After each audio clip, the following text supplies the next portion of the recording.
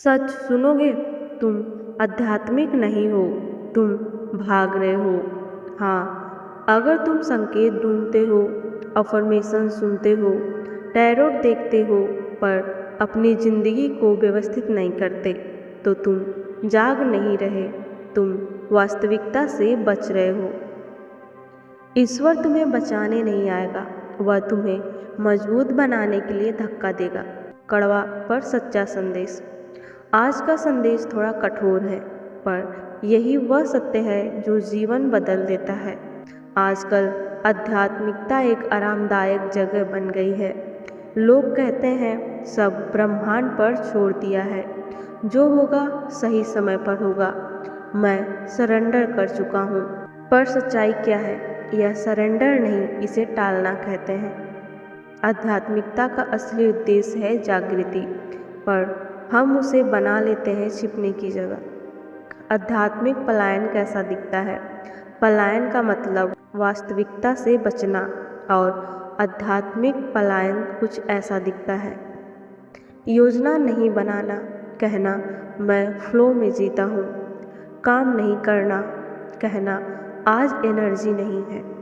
जिम्मेदारी नहीं लेना, कहना यह मेरा कर्म है।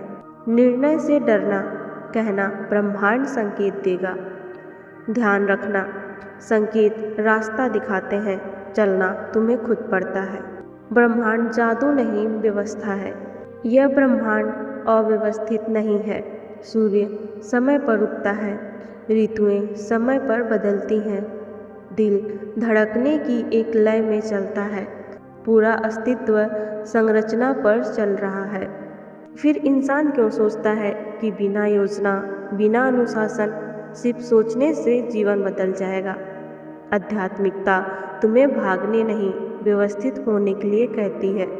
संरचना ही आध्यात्मिकता का धरातल है। संरचना का अर्थ समय पर उठना, शरीर का ध्यान में बैठना आसान है, पर रोज अपने डर का सामना करना कठिन है। सच्ची आध्यात्मिकता क्या करती है? सच्ची आध्यात्मिकता तुम्हें मजबूत बनाती है, तुम्हें जिम्मेदार बनाती है, तुम्हें अनुशासित बनाती है, तुम्हें वास्तविकता में टिकाती है।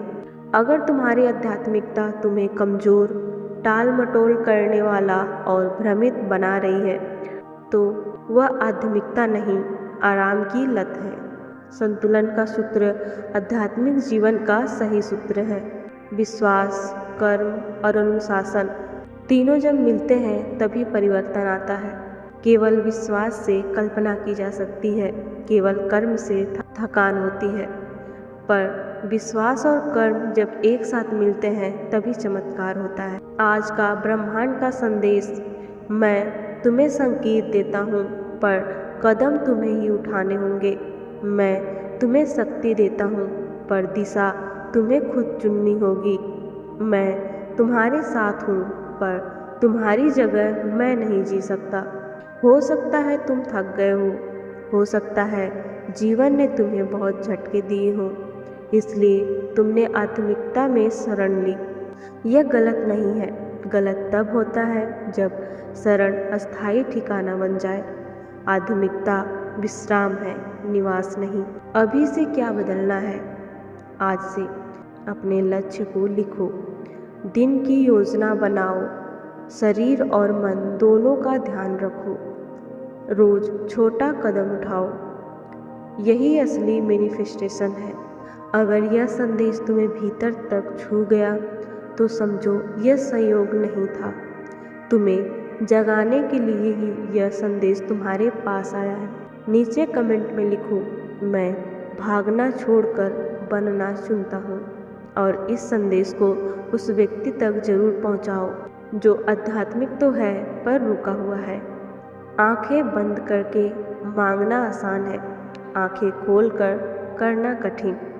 याद रखो, ब्रह्मांड सपने नहीं देता, वह क्षमता देता है, और क्षमता को संरचना चाहिए।